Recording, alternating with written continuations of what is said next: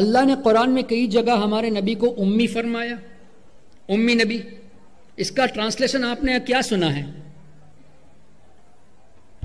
کچھ سنے ہیں آپ اس کا ٹرانسلیشن؟ انگلش میں ٹرانسلیشن ہوتا ہے بقول وہابیز ان لیٹرڈ. دوسرا ٹرانسلیشن illiterate. illiterate کا مطلب کیا ہوا؟ اردو میں جاہل، تمل میں کہے تو مٹال. مجھے بتائیے جو نبی کو جاہل کہے، ان ادر ورڈز معاذ اللہ ثم معاذ اللہ مٹال کہے، وہ کیسا آدمی کلمہ پڑھنے والا ہے جو اپنے نبی کو جاہل کہتا ہے؟ قرآن کی اس آیت، اس لفظ کا ترجمہ امی کو جو ہے illiterate اور unlettered کہتا ہے، جاہل کہتا ہے. اللہ اکبر. ثابت کرتے ہیں کہ نبی لکھنا پڑھنا جانتے ہی نہیں تھے. And he's asking, was the Prophet ﷺ illiterate? And the answer is yes, definitely. It's a consensus of scholars that the Prophet ﷺ did not know how to read nor write. Allah Azza wa Jal says in the Quran that you did not recite the Quran before we gave you this revelation. When you were 40 years of age, before that, for 40 years, nothing of this sort of knowledge that you have brought after the revelation, nothing appeared on you. And you did not even write it with your right hand. So the Prophet, Allah Azza wa Jal is telling us that the Prophet had no prior knowledge before reaching the age of 40 and being revealed to, and that he did not write anything with his right hand, which means that he was illiterate. And there are other verses of the Quran and also in the Hadith. So the Prophet ﷺ, yes, was illiterate. Prophet was illiterate. سنا آپ نے؟ اور یہ شروع میں کہا جب سوال کیا was the Prophet illiterate? Definitely the Prophet was illiterate. He did not know how to read and write until he came to the age of 40. سنا آپ نے؟ اس طرح کی بات کہی نا. اب دوسرا ویڈیو سنیے. Enough to say I am unlettered.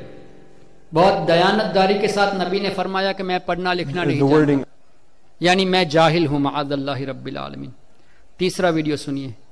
The wording of the surah from the beginning. اقرأ بسم ربك الذي خلق. This is one of the few surahs of the Quran that begin with a commandment.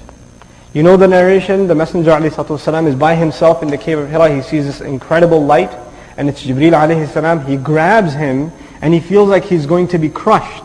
And he's commanded, Iqra. And he responds, Ma ana biqari. I can't read. I don't know how to read. Can't read. I don't know how to read. I can't read. I don't know how to read. I don't know how to read. I am not one to read at all. I am not one to read at all. I am not one to read at all. Not the one to read at all. Then he releases him, grabs him again and says, Iqra. And again he responds, I'm not capable of reading. I'm not capable of reading. I'm not capable of reading. I'm not capable of reading. میں لکھنے پڑھنے کا قابل ہی نہیں. And then the third time, and there are two narrations of this. One of them is, he said, the messenger or Jibreel ﷺ recited the first few ayat. In another narration, the messenger says, فَمَاذَا أَقْرَأ? What should I read? So he finally, he gave in. He caved in and said, what should I read? And then the messenger Jibreel alayhi salam recited these ayat, اقرأ بسم ربك الذي خلق. The wording. I am not capable to read. I don't know how to read. پھر یہ کہا کہ ایک روایت میں یہ ہے کہ سرکار نے جبریل علیہ السلام سے فرمایا کہ میں کیا پڑھوں؟ فماذا اقرأ. اگر میں کیا پڑھوں ہے تو اس کا مطلب یہ ہوا کہ میں پڑھنا نہیں جانتا. ایک جگہ یہ کہہ رہا ہے کہ نبی illiterate تھے، جانتے ہی نہیں تھے، کیپبل ہی نہیں تھے ریڈ کرنے کو. اور دوسری روایت میں یہ ہے کہ سرکار نے پوچھا میں پڑھوں تو کیا پڑھوں، مطلب پڑھنا جانتا ہوں نا. تو اس کا سٹیٹمنٹ کنٹراڈکٹ ہوا نا. کیسے لوگوں کو بیوقوف بناتے ہیں. اب چوتھا ویڈیو دیکھیں، یہ کتنا کلیئرلی کہہ رہا ہے. So he said, Ma ana biqari. I don't know how to read. Remember, the Prophet ﷺ did not know how to read and write. He was unlettered. He was not taught, and he never learned how to read and write. He was unlettered. He never learned how to read and write. Ma'adallahi Rabbil Alamin.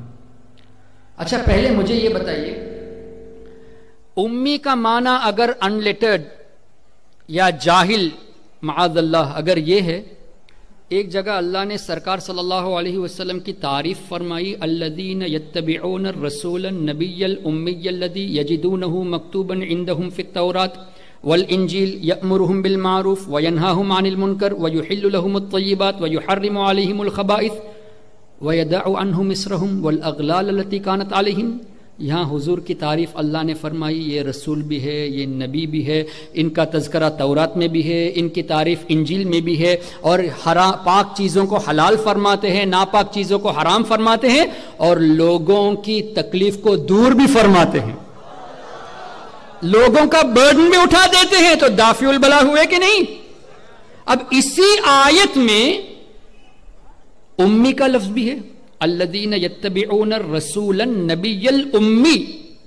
اب مجھے بتائیے 9 تعریفیں حضور کی اللہ نے یہاں فرمائی، تو ان کے مطابق 8 تعریفیں کر دی اور 7 میں جاہل بھی اللہ نے کہہ دیا، تو کیا یہ تعریف ہوئی؟ یہ نبی بھی ہے، رسول بھی ہے، لوگوں کی تکلیف کو دور بھی کرتے ہیں، لوگوں کے بوجھ کو ہلکا بھی کرتے ہیں، پاک چیزوں کو حلال کرتے ہیں، ناپاک کو حرام کرتے ہیں. ان کا ذکر تورات میں بھی ہے، انجیل میں بھی ہے، اور یہ جاہل بھی ہے معاذ اللہ. کیا یہ بات سمجھ میں آتی ہے؟ پوری آیت تعریف میں اور ایک جگہ جاہل اللہ کہہ دے. تو اس کا مطلب کیا ہوا؟ مطلب یہ کہ یہ کسی سے نہیں پڑھے، صرف اللہ سے پڑھے ہیں، تاکہ یا رسول اللہ یا علی، تاکہ دنیا کا کوئی انسان نہ کہے جس نبی کا تم کلمہ پڑھتے ہو وہ میرا سٹوڈنٹ ہے. اللہ کو یہ منظور ہی نہیں کہ کوئی یہ کہے کہ تمہارا نبی میرا سٹوڈنٹ ہے. نہیں، اللہ نے نبی کو سب کچھ خود سکھا دیا. الرحمن علم القرآن، رحمان نے اپنے حبیب کو قرآن سکھایا. قرآن میں کیا ہے؟ وَنَزَّلْنَا عَلَيْكَ الْكِتَابَ تِبْيَانًا لِكُلِّ شَيْءٍ.